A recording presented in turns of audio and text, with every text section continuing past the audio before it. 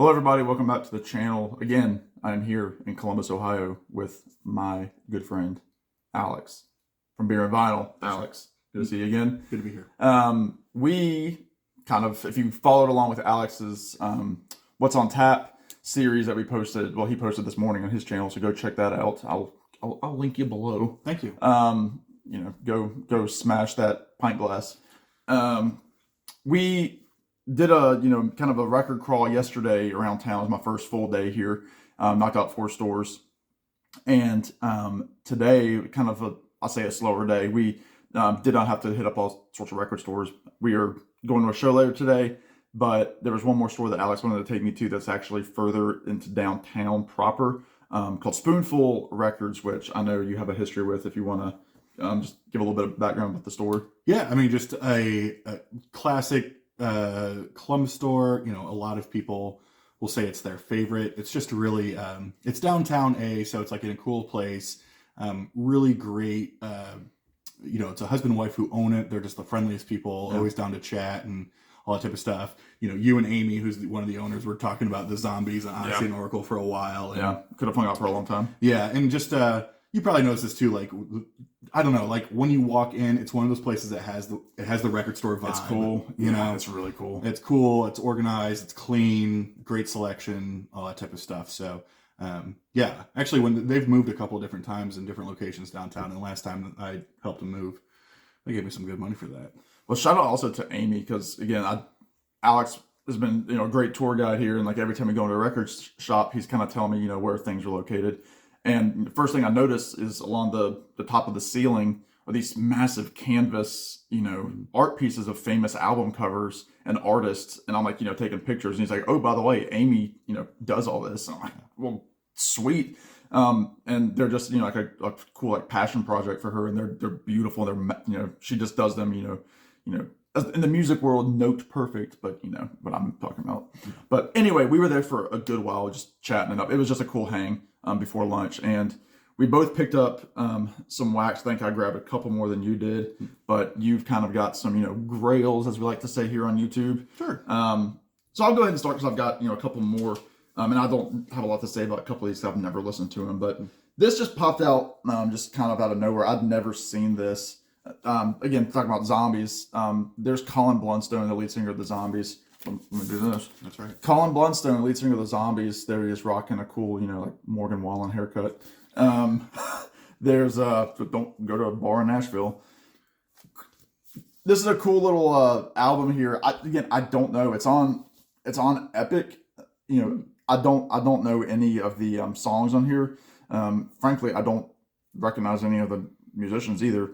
But it's the album was produced by Chris White, who is the original bassist of the Zombies, and wrote several of their big hits. So that was kind of a cool find. Again, don't know much to say. Don't have much to say about that. Next, Alex kind of found this for me, and I can take it out. It's still in the shrink. There is Surf's Up, I believe an original on what is it on? Asylum. Well, Reprise Brothers Records, which was kind of the Beach Boys doing their own thing after leaving Capitol. Great songs on here: Surf's Up, Till I Die, Feel Flows, all sorts of great later Beach Boys cuts, if you like that kind of thing. But again, kind of when Brian was going through a lot of his depression and just some stuff that was keeping him out of the band's productivity. But I'll start with those two, and sure, yeah. we'll just keep going. Sure. Yeah. Well, I yesterday I bought so many records, and so this time I'm always like, it's tough, right? Because you do have like a budget in mind. We talked about like our budgets for the weekend and that sort of thing, right? And it's like, well, you could get, say our budget was $100, right? That for example, it's like that could be. It sounds silly, but it's true. Like that could be $10 records. Or that could be 2 like semi-grails, right? And so it's like, we were having some of these internal conversations like, man, I want that record, I want that record, but I can get that record anytime, anywhere, right? So I wanted to be like, you know what? Only things I haven't seen before, not sure if I'll see them again, or things I've been really looking forward to. And I'll put back some of those records that I don't that I see all the time that I can buy whenever I want to. So here's the first one. I've been meaning to pick this up for a while because it's back in the rounds sort of again through a reissue campaign that I think was through Permanent Records. Permanent Records is one of those similar to, what Dylan does at Noble Records, if anybody watches him, or similar to what Daniel does over at Riding Easy Records. But these kind of record labels that reissue some of this lost, like, hard rock stuff of the late 60s, early 70s. And this is from an Ohio band called Raven, and this is a record called Back to Ohio Blues. So a reissue, obviously, it was a private press back in, I think, 1975 or 76. And so, good luck getting an original. But just one of these cool sort of proto-punk, heavy blues, fuzzed out type awesome stuff. In fact, you can kind of see the back, they really remodel the original private press well, talking about where it was recorded at here in Columbus, Ohio. And of course, the hype sticker I'll say here, Raven Back to Ohio Blues. Permanent Records limited edition reissue of Raven's highly regarded 1975 private press wasted hard rock masterpiece. So really cool stuff, and this was on a really actually pretty dope. Ooh. Yeah, I didn't even realize this that. until I just thought it was on black, but that's a really cool. That's cool. Kind of swirly blue. So checking off a couple of boxes because it's just cool that they're a Columbus band that got this awesome reissue sort of thing to dive back into the Ohio history. And that was like really cheap. I mean, this is $15, so it was like easy. Good stuff. So that's the first one I'll show. Yeah. And I only got 3, so if we want to go back to you for a couple. Yeah. I'll do 2 this round, and then I'll do 1 each with you. So I showed on Alex's video yesterday, one of my, kind of new collectible artists that I'm looking for is Norman Blake, who played a lot with, Tony Rice and like Ricky Skaggs and people like that very early on. He's on a lot of bluegrass records, and I want to say he plays on some Byrds records, if I'm not mistaken. Great flat picking guitar player, but this is, again, another album I don't know. It's called Home and Sulphur Sulphur Springs, Elmer Fudd and Wesley Wabbit. Look at that pretty man. He's looking like the magician from Frosty. Just some really, it's Norman on guitar and mandolin, and then he's got Tut Taylor on dobro. So it's just gonna be fully acoustic. It's on the Rounder label, who were like the go-to bluegrass label of the 70s. They're still around. They still, have a lot of solid artists on their label. But back in the day, it was like it was the go-to thing. But it's interesting because like all of the songs here, which I don't really recognize any of these songs. A lot of them just say, brief notes from Norman. Like he's got one called "Bring In the Georgia Mail." He just says, "My favorite Charlie Monroe song." Great. So there we go. Yeah, just, solid stuff from 1971. It says recorded December 30th, so I'm guessing he recorded this in one day, which is kind of cool. Again, I don't know much about this record. I have a Norman Blake record or 2 at home, and I know it's going to be good. Is Glenn a big fan? Yes, Glenn's a fan. So I know you're watching, Glenn. Let's hope. Next up, it's a very different record, and this is one of those things where, those of us that collect vinyl records know, buying a record can be stupid because you see one little thing like, oh, it's got a, promotional, gold stamp on it. You're like, yeah, but they made like 10,000 of those promos. Like, yeah, but it's there. So this is one of those situations where this is considered to be, by a lot of people, Bob Dylan's worst album. However, a lot of times you do see these sealed. But this one, and Alex, I think you were the one who kind of found this for me as well. It's got that big old hype there. This is Knocked Out Loaded from 86 on Columbia. Original inner sleeve. There's, Uncle Jesse, Bob. That's cool cutoff. Yeah. Well, no, anyway, that's a bad joke about it. Anyway, he does songs on here, like he does the big song Brownsville Girl, which he wrote with Sam Shepard, the playwright. And that's kind of like, this album's claim to fame is like, oh yeah, it's got that one really good song, Brownsville Girl. But then you've got songs like They Killed Him, which, my buddy Tommy out there, Tommy's Musical Adventures, we joke around a lot that's my favorite Bob Dylan song. It's not. It's a Chris Christopherson tune. Bob was doing a lot of weird covers in the 80s because he was kind of burnt out. It's just a weird song about, kind of in the theme of like an Abraham Martin and John kind of song. But, they refer to, Martin Luther King, Gandhi, Jesus. And it's just like all these like, people that were trying to do good in the world. And like they just end up, getting killed by people that, go against them. He does like the old hymn, Precious Memories. Just it's just strange. I mean, the album cover is kind of, spaghetti Western looking there, like 1920s, like silent movie Western. But anyway, I got it because it has a dumb hype sticker on it. The way I see it is that at some point you would have bought that record anyway. Correct. And it probably would have cost $12. If. And so it's like you might as well get the collectible side and say this is in the shrink, this has got the hype. Yeah. Because like some of the what I find the mid to later 80s Bob stuff, as mediocre as it is in the grand scheme of things, like are not as dime a dozen as some of the other ones. Right. You know what I mean? But heck, anyway, this is why it's silly. We do some silly stuff. But isn't that cool? Where we go? Yep. Okay, I'll show my next one here. This was one, as soon as I walked in, I saw it, and I was like eyeing it up, and I'm like, you don't need that. Don't you do it. And here we are. Of course, I'm about to talk about it. Because this is one of those bands that, people know them for maybe a couple of hits or a couple of records that were really good, but they're a band that had kind of like a full, sort of semi-career before people knew about them. And this is an import, as they call it. And so I wanted it even more. Oh, that was kind of fun, right? Interesting. So I think this might be the 4th or 5th record from this act, but it is the first under their new name, T-Rex. So this is, I don't even know how.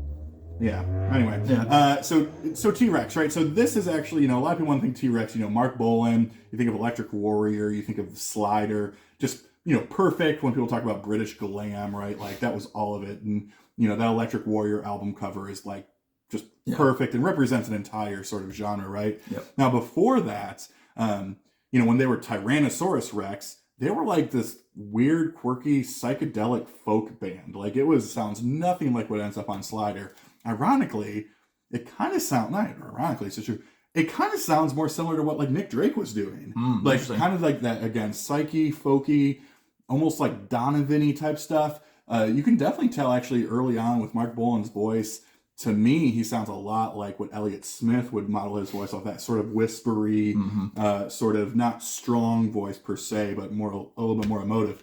But this was the first record officially as T-Rex. So I think this came out in 1970 with Electric Warrior following this 71. So I didn't have this. I have a couple of the earlier Tyrannosaurus Rex records.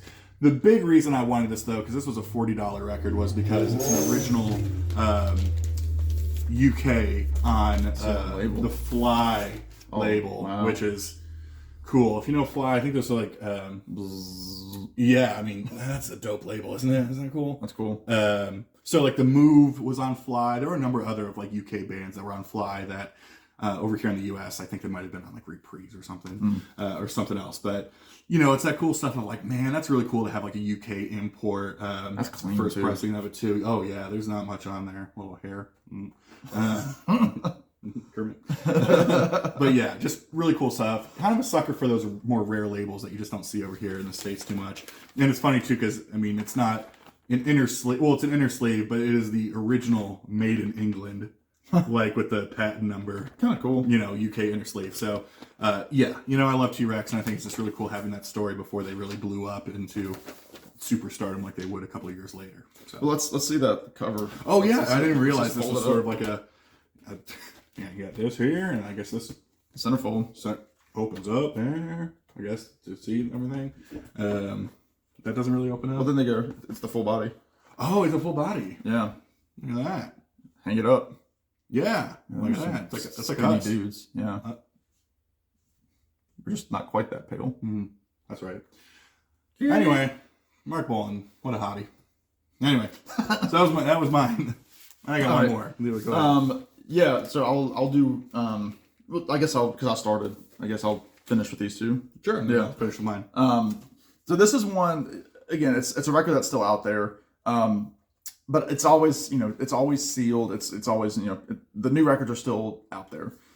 This is the last official release under the Monkees name, and that is the Mike and Mickey show. So you had Mickey Dolenz and Michael Nesmith go on about a 4 or 5 year tour, give or take with COVID, breaking it up a little bit, where they kind of just went back and forth playing Monkees hits, because Mickey sang a lot of those Monkees hits, Pleasant Valley Sunday, Last Train to Clarksville, I'm a Believer. But then you had Mike, who was like the cool, songwriter dude who's like, I don't have time for this. I've got good songs. So he's singing, The Girl I Knew from Somewhere, St. Matthew, You Just May Be the One. Just, really good stuff. And I actually got to see, there they are. I got to see this tour probably about the last month that Mike was actually still living. I saw him in Tennessee, and just a really good album. They throw in a couple of stories. It's produced by Andrew Sandoval, who I talk about a lot. He's like the big curator of '60s music. And then Mike's son Christian is another one of the producers who also plays with him from time to time as well. But yeah, solid album, double record, and it was $15. So I'm like, yeah, I can get with that. On So, Rhino. On Rhino, yeah. So I ended up saving like $20 on this thing. It's probably only been played a couple times. So yeah, and then this last record is probably it's not going to excite a lot of you, Glenn. Again, another one. Alex seemed to be, he was my dude today, because he was out there, hey Sam, I'm looking at the sections that you like, because he's been to the stores. He kind of knows the lay of the land. And this record, I had it on CD. Well, I have it on CD. It's interesting because the CD copy, it's a red cover, but this vinyl copy is again, it's like olive green, and that is the album Blake. Well, that is the album Blake and Rice. So there's Norman Blake, who I talked about earlier, right here, and then Tony Rice, one of my favorite guitarists and fellow Virginian as well. This is just a fantastic record from 1987. It's just the two of them playing on their guitars. They do a couple of originals that they do, a lot of traditionals like New River Train, but they do the song I'm Not Saying by Gordon Lightfoot. They have a lot of Norman Blake tunes that he was a pretty avid songwriter. And also this was recorded in Springfield, Virginia, which I believe is where Tony is from. So he had a studio there. But it's just a fantastic record. Again, it's one of those very clean sounding records, because it's just two Martin acoustic guitars, and Norman doesn't have a great singing voice, but his songs, you listen to it and you're like, man, that's just a sweet voice. And then Tony's this great southern baritone, and they were really big into bringing the hippie music into bluegrass and kind of making it cool again in the 80s with the newgrass revival and stuff. So very happy to get this. Again, this was the the price here. It was $35, but you don't see these a lot. And actually, Amy at the store was like, yeah, we haven't had that for very long. We just got it in. So it was just sitting there waiting for me. I had to come to Columbus to get a Virginia record, but yeah, very happy to have that.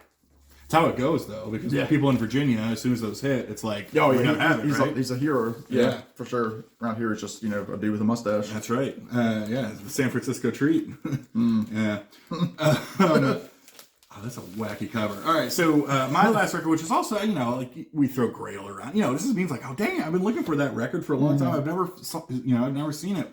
And this was the same. Now, this is so far outside of the type of music I usually listen to. I'm not a huge post-punk guy or new wave guy even. But something about this band, they've always just been different for me. I saw them a few months ago opening up for the Psychedelic Furs. And to me, they're just, they're a little bit darker, more guitar-driven, a little bit soundscapey, more, I don't want to say aggressive. It's just a different sort of tone that, for whatever reason, really connected more with me more than a ton of other sort of post-punk bands. But the band are the Chameleons, or as they're known here in North America, the Chameleons UK, and it's their second record, Strange Times. Now, their first two records, Script Over Bridge and this, are really, really difficult to find. And then they're even the reissues of these go for $50. That's retail on them, because I forget the actual reissue label who does it. But this was on Geffen. at the time. I think this came out in 86 or 87. 86. But what's cool about this is you could probably tell here, you have that promo gold, the gold stamping, but then also the sticker right on, the hype sticker right on there. So, you know, I've said it on my channel, of course, too, but this, not to imply that your listeners don't know, but you know, a lot of times if there's like a sticker that is right on the sleeve, not on the hype, it means it's a promo because it's before they were shrink wrapped at the time. So you have this contains limited edition bonus album, which I'm not sure the exact history. I don't know if it was just with the promos that came with the additional thing or what, but it does indeed come with sort of 2 records, including this additional bonus thing. And I think for both these records, they're labeled the A side and then the A+ side. Probably not gonna be able to say that. And that's for both the records. And so, yeah, again, so pumped for this. Also, let's have a moment for that cover. Huh? That's a gnarly, cool cover. It kind of reminds me of like a Nick Drake cover, huh? You got your nose, and you got this little dude down here. You got them both, man. They're having a time. The back cover is kind of creepy too. Oh yeah, I got him looking right in your soul. Oh god. And the band kind of looking up there like, yeah, you got it. Yeah, so all in. But yeah, it's one of those cool things. Again, in the UK, they're just the Chameleons. Over here, they're the Chameleons UK.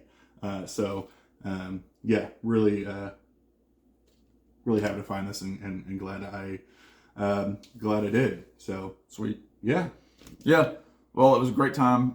Spoonful. I think that's the last stop. Again, we've got a show tonight. I think this video might come out after that video, just for timing's sake. But yeah, it's been a great time here in Columbus, and yeah, I still have a couple more little things to do here. But yeah, follow along. Go to Alex's channel. He's got a couple of other videos from this weekend, so go check that out. Again, I'll link the other one below. And yeah, let us know what you think of these records, and you know what kind of deals we had. Were they good? Did we get, you know, whatever the word is? That does it. Y'all be good. Take care. We'll see you in the next one. Bye now.